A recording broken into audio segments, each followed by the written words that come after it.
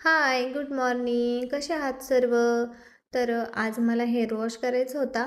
Hair oiling मी रात्रीच करून घेतलेलं होतं आणि त्यानंतर मग मी हा शॅम्पू यूज करते, जो की डॅन्ड्रफसाठी यूज करते मी आणि तो हेअर वॉशच्या 10 मिनटं, 10-15 मिनटं आधी लावायचा असतो. तो लावून घेतला. त्यानंतर फेस पण थोडा डल वाटत होता मला. तर मग म्हटलं चला काहीतरी होम रेमेडी ट्राय करूया. तर होम रेमेडीमध्ये मी बेसन पीठ, हळद, बटाट्याचा रस आणि मध घेतला आहे.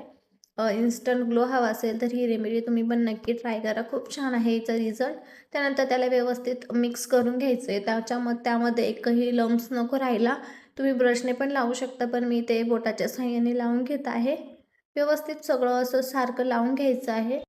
10 मिनिटं वेट करायचं आहे आणि तोपर्यंत 10 मिनिटं वेळ होता तोपर्यंत मग मी सर्व घराला झाडू मारून घेतला.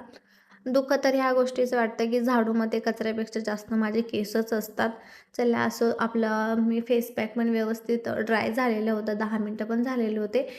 त्यानंतर मग तो व्यवस्थित पहिले पाण्याने किंवा दुधाने तुम्ही असं त्याला रफ करू शकता. त्यानंतर मग व्यवस्थित धुवून घ्यायचं आहे आणि धुतल्यानंतर व्यवस्थित मॉइश्चरायझर वगैरे लावा आठवणीने. त्यानंतर अंघोळ वगैरे करून जेवण करून घेतलं आणि ह्या ताई आल्या होत्या माझ्याकडे. त्यांना थ्रेडिंग करायची होती, मग त्यांना त्यांचं काम करून दिलं.